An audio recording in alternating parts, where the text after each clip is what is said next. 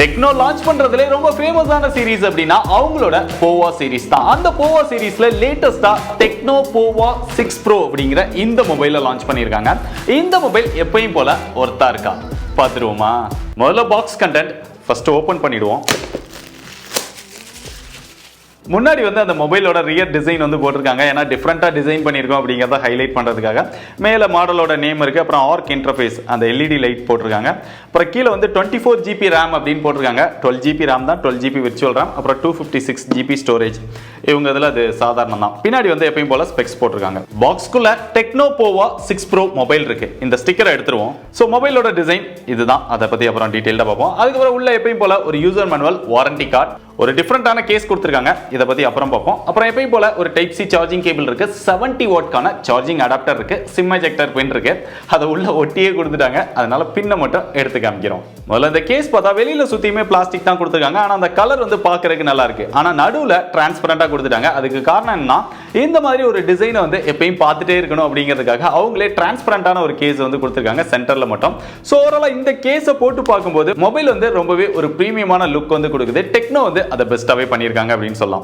அப்படியே ரியர்ல டிசைன் அப்படின்னு வந்தாலுமே இந்த டைம் ஒரு மதர் போர்டு மாதிரியான ஒரு டிசைன் கொடுத்திருக்கோம் அப்படிங்கிற மாதிரி சொல்றாங்க. சோ பார்க்கிறதுக்கு அப்படிதான் தெரியுது. அங்கங்க அந்த லைன் மாதிரி கொடுத்து அந்த போர்டுல இருக்கிற மாதிரியே கொடுத்திருக்காங்க. அதுபோக அந்த கேமராஸ் பார்த்தோம் அப்படின்னா அதையுமே டிஃபரெண்டா அந்த கட்லாம் கொடுத்து அதுக்குள்ள அந்த கேமராஸ் பிளேஸ் பண்ணிருக்காங்க. சோ பார்க்கிறதுக்கு நல்லாவே இருக்குது. அந்த கலருமே மதர் போர்டு கலரான ஒரு கிரீன் கலர்ல கொடுத்து அங்கங்க கோல்டன் டச் கொடுத்திருக்காங்க. கீழே 6000 mAh அப்படிங்கறத மென்ஷன் பண்ணிருக்காங்க.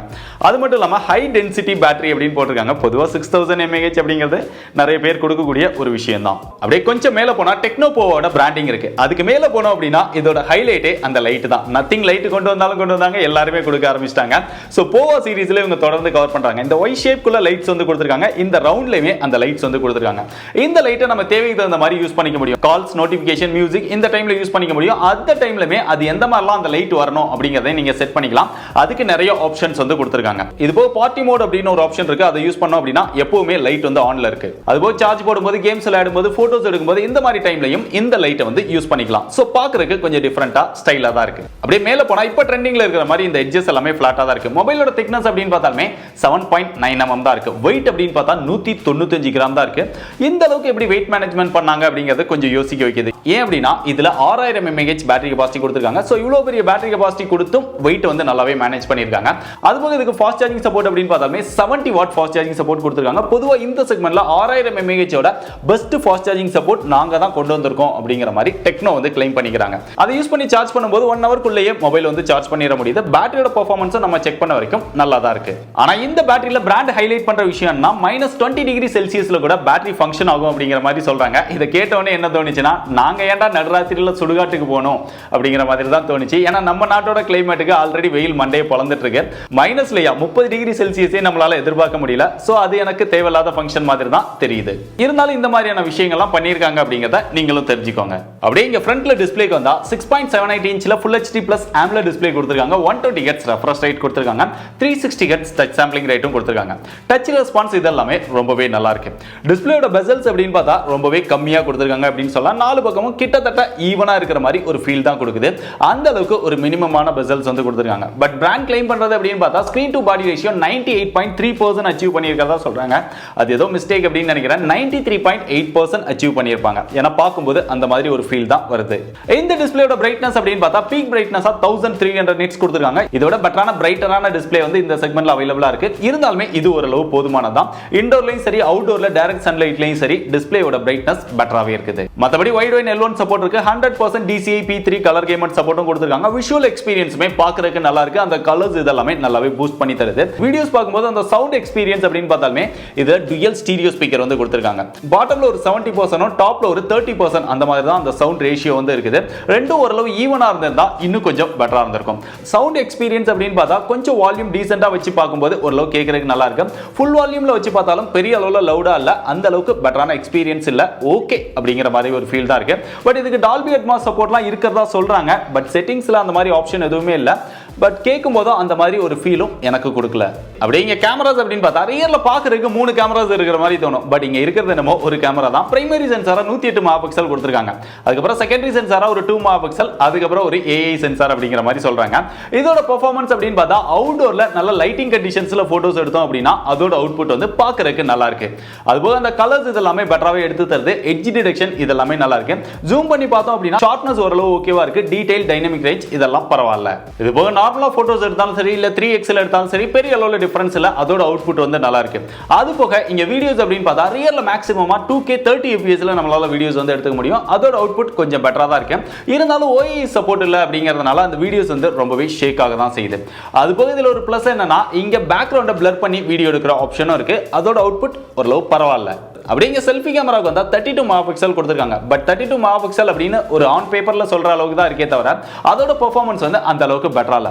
அவுட்டோர்ல நல்ல லைட்டிங் கண்டிஷன்ஸ்ல எடுத்தாலுமே அந்த போட்டோஸ் வந்து அப்பப்போ வேரி ஆகிக்கிட்டே இருக்கு. சில நேரம் சேச்சுரேஷன் வந்து ரொம்பவே அதிகமா இருக்கு.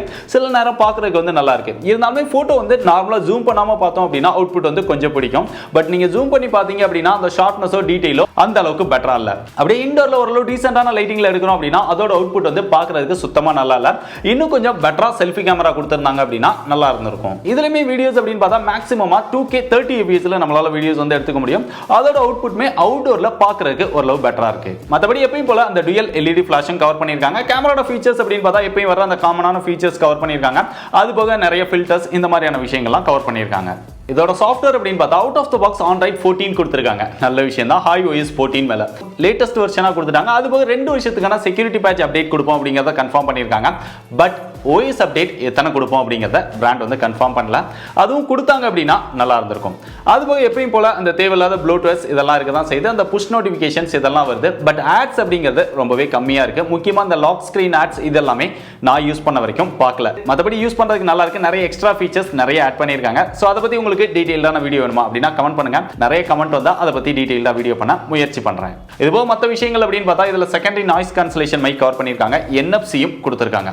அது போக Xiaomi-யோட அந்த யூனிக் ஃபீச்சரான IR பிளாஸ்டர் அதை வந்து டெக்னோ வந்து கொடுத்திருக்காங்க. அதனால இந்த மொபைலை நீங்க ரிமோட்டா யூஸ் பண்றீங்க அப்படினாலுமே யூஸ் பண்ணிக்கலாம். செக்யூரிட்டிக்காக இங்க ஃபிங்கர் பிரிண்ட் சென்சார்மே அண்டர் டிஸ்ப்ளே ஃபிங்கர் பிரிண்ட் சென்சாரா கொடுத்துட்டாங்க. பட் அதை ரொம்ப கீழே கொண்டு வந்து வச்சிருக்காங்க. அதனால யூஸ் பண்றதுக்கு கொஞ்சம் இன்கன்வீனியன்ட்டா இருக்கு. மத்தபடி அது ஃபாஸ்டா அக்யூரேட்டா இருக்கு. ஃபேஸ் அன்லாக்கும் இதுல இருக்குது. சிம் ஸ்லாட் அப்படின்னு பார்த்தாலுமே இங்க 2 சிம் டெடிகேட்டட் SD கார்டு ஸ்லாட்டும் போட்டுக்க முடியும். 2 சிம்மே 5G சப்போர்ட் பண்ணும். இது ஒரு 5G ரெடி மொபைல். பொதுவா இந்த செக்மெண்ட்ல வரக்கூடிய சிம் ஸ்லாட்டை பார்த்தோம் அப்படின்னா இவ்வளவு பேட்டரி கெபாசிட்டி கொடுத்தா வெயிட் ரெடியூஸ் பண்றதுக்காக அந்த SD கார்டு ஸ்லாட்டை வந்து கட் பண்றோம் அப்படிங்கிற மாதிரி சொல்லிடுவாங்க. பட் அந்த விஷயத்தை டெக்னோ வந்து ஆட் பண்ணிருக்காங்க. அது போக இதுல 3.5mm ஜாக்கும் ஆட் பண்ணிருக்காங்க. சோ எல்லா விஷயத்தையுமே கவர் பண்ணி வெயிட்டும் கம்மியா கொண்டு வந்தது பெஸ்ட் நான் நினைக்கிறேன். இங்க பெர்ஃபார்மன்ஸ் அப்படின்னு பார்த்தா இங்க MediaTek Dimensity 6080 அப்படிங்கிற ஒரு ப்ராசஸர் வந்து யூஸ் பண்ணிருக்காங்க. இது கொஞ்சம் ஓல்டான ப்ராசஸர் தான். இது MediaTek Dimensity 810 அப்படிங்கிற ஒரு ப்ராசஸரை ரீநேம் பண்ணாங்க MediaTek. அதை தான் எல்லாரும் இப்போ யூஸ் பண்ணிட்டு இருக்காங்க. சோ இதோட பெர்ஃபார்மன்ஸ் அப்படின்னு பார்த்தா நீங்க ஹையர் எண்ட் கேம்ஸ் எல்லாமே லோ கிராபிக்ஸ்ல ஓரளவு ஸ்மூத்தா ப்ளே பண்ண முடியும். அதுவுமே ரொம்ப ஹெவியா ப்ளே பண்றீங்க அப்படின்னா அங்கங்க ஃப்ரேம் டிராப் லாக் இதெல்லாம் இருக்கதா செய்யுது. அது போக இதோட ஆண்ட்ராய்டு ஸ்கோர் அப்படின்னு பார்த்தா பிராண்ட் கிளைம் பண்றது 4 லட்சம் வரும் அப்படின்னு சொன்னாங்க. 4,14,000 வருது. பொதுவா பிராண்ட் சொல்ற ஆண்ட்ராய்டு ஸ்கோர் நம்மளால அச்சீவ் பண்ணவே முடியாது. பட் டெக்னோ சொன்னதை விட நமக்கு பெட்டராவே வருது. மத்தபடி இதோட த்ரோட்டில் டெஸ்ட் போட்டு பார்த்தோம். லைட்டா அங்கங்க அந்த த்ரோட்டில் இஷ்யூ வரது தெரியுது. பட் பெரிய அளவுல இஷ்யூ இருக்கு அப்படின்னு சொல்ல முடியாது. இதோட பெர்ஃபார்மன்ஸை மேக்ஸிமமா 89% வரைக்கும் யூஸ் பண்ணுது. மத்தபடி நம்ம ரொம்ப ஹெவியா ஆப் யூஸ் பண்றோம் இல்ல கேமரா ஆப் இதெல்லாம் யூஸ் பண்ணும்போது பார்த்தோம் அப்படின்னா டிஸ்ப்ளேல வந்து அந்த ஹீட் வந்து நல்லாவே தெரியுது. நீங்க ஹெவியா கேம் ப்ளே பண்ணீங்க அப்படினாலுமே ரியர்ல வந்து அந்த வார்ம் வந்து நல்லாவே இருக்குது. ஹீட்டர் ரெடியூஸ் பண்றதுக்காக இங்க லார்ஜ் VC கூலிங் இதெல்லாம் யூஸ் பண்ணிருக்கோம் அப்படின்னு சொல்றாங்க. இருந்தாலுமே ஹீட் ஆகிறது கொஞ்சம் இஷ்யூவா தான் இருக்குது. அதை கொஞ்சம் ஏதாவது ஆப்டிமைஸ் பண்ணி ஃபிக்ஸ் பண்ணாங்க அப்படின்னா இன்னும் நல்லா இருக்கும். இது போக இதுல விர்ச்சுவல் RAM கொடுத்திருக்காங்க. 8GB க்கு up to 8GB virtual RAM use பண்ணிக்கலாம். 12GB க்கு up to 12GB virtual RAM வந்து யூஸ் பண்ணிக்கலாம். அதால பெரிய அளவுல பெர்ஃபார்மன்ஸ்ல வந்து டிஃபரன்ஸ் ஆகாது. அது ஒரு மார்க்கெட்டிங் டெக்னாலஜிக்கு யூஸ் பண்றது தான். மத்தபடி இவங்க லான்ச் பண்ணியிருக்கிற இந்த பிரைஸ்க்கு பார்த்தோம் அப்படின்னா இன்னும் கொஞ்சம் பெட்டரான ப்ராசஸரை கொடுத்திருக்கலாம். கடைசியா அதோட பிரைஸ் அப்படின்னு பார்த்தா இதுல 2 வேரியன்ட் வந்து லான்ச் பண்ணிருக்காங்க. 8GB RAM 256GB internal storage இருக்குது ஒன்று, 12GB RAM 256GB internal storage இருக்குது ஒன்று. இதோட RAM டைப் அப்படின்னு பார்த்தா LPDDR 4X type RAM use பண்ணிருக்காங்க. UFS 2.2 சப்போர்ட் தான் கொடுத்திருக்காங்க. அதையுமே இன்னும் கொஞ்சம் அவங்க பெட்டரா ட்ரை பண்ணியிருந்திருக்கலாம். இதோட பிரைஸ் அப்படின்னு பார்த்தா 8+256 20,000 பிரைஸ் செக்மெண்ட்க்கும் 12+256 22,000 பிரைஸ் செக்மெண்ட்க்கும் சேல் பண்றாங்க. அது போக இங்க இன்ஸ்டன்ட் டிஸ்கவுண்டா கார்டு ஆஃபர் வந்து கொடுக்குறாங்க. அதை யூஸ் பண்ணி வாங்குனீங்க அப்படின்னா 18,000க்கும் 20,000க்கும் இந்த மொபைலை வாங்கிக்க முடியும். சோ மத்தபடி இந்த பிரைஸ்க்கு இந்த மொபைல் ஒர்த்தா அப்படின்னு கேட்டீங்கன்னா ஒரு டிஃபரெண்டான டிசைன் வந்து கொடுத்துருக்காங்க. டிஸ்பிளேயோட எக்ஸ்பீரியன்ஸ் வந்து நல்லா இருக்கு. கேமரா ஓரளவு ஓகேவா இருக்கு. Software experience okay, but software update வந்து கன்ஃபார்ம் பண்ணாங்க அப்படின்னா இன்னும் பெட்டரா இருக்கும். பட் பெர்ஃபார்மன்ஸ் வந்து இன்னும் கொஞ்சம் பெட்டரா கொடுத்து வந்திருக்கலாம். மற்றபடி இந்த செக்மெண்ட்ல எனக்கு 12 GB ரேமோட டெக்னோல இருந்து வேணும், பெர்ஃபார்மன்ஸ் வந்து பெரிய அளவில் எதிர்பார்ப்பு இல்லை அப்படின்னு நினைச்சீங்கன்னா கார்டு ஆஃபரோட வாங்குனீங்க அப்படின்னா உங்களுக்கு ஓரளவு ஓகேவா இருக்கும். தேவைப்பட்டா செக் பண்ணி பாருங்க.